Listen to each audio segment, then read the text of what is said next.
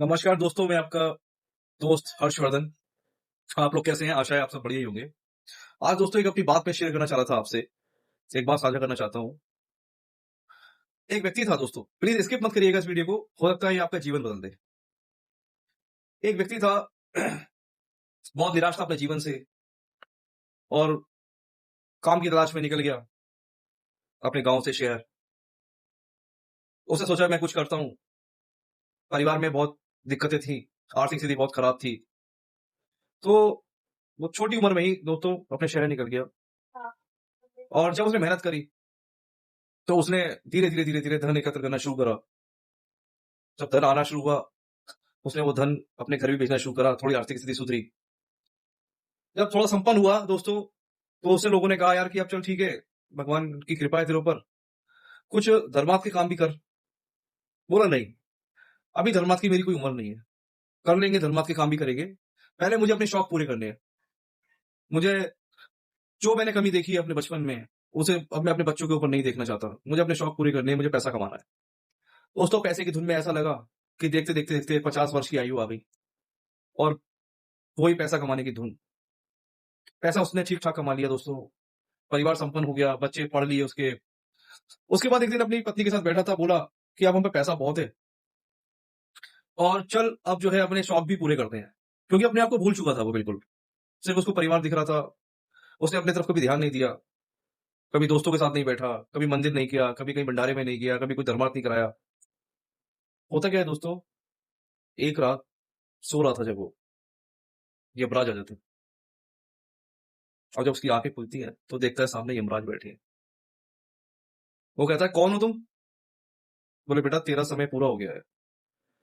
बोले, "मतलब?" बोले, "तुम्हारी आयु पूरी हो चुकी है, मैं यमराज हूँ और तुम्हें लेने आया हूँ।"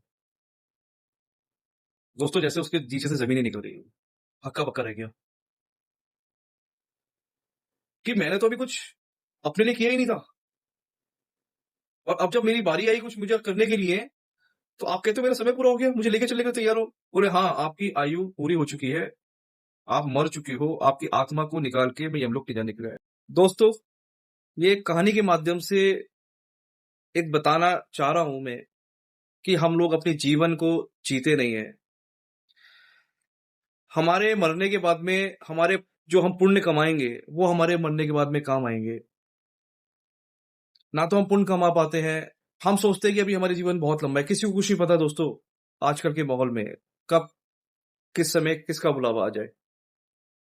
इसलिए पैसा कमाओ, धुन होनी चाहिए पैसा कमाने की, लेकिन उसमें इतना ना खो जाओ कि आपकी पूरा उम्र उस पैसे कमाने में निकल जाए और जब आपका बुढ़ापा आए या जब आप सोचो, तो एक ऐसा समय आ जाए जहाँ पे आपके पास समय ही ना हो।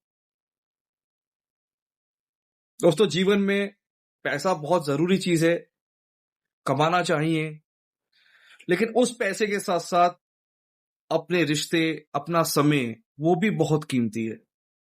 उसको भी मत खो, उसको जियो पूरी तरीके से।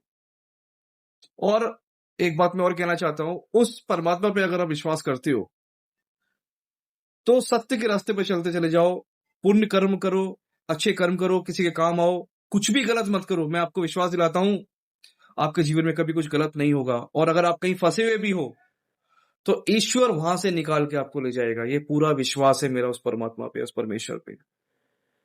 मैंने ऐसे-ऐसे चमत्कार देखे हैं दोस्तों, कभी आगे मैं वीडियो बनाऊँगा तो उसमें आपके साथ साझा करूँगा, कि जिससे जीवन बदल जाता है आदमी का। आप सत्य कर्म करते चले जाओ और अपने को जियो, खुल के जियो।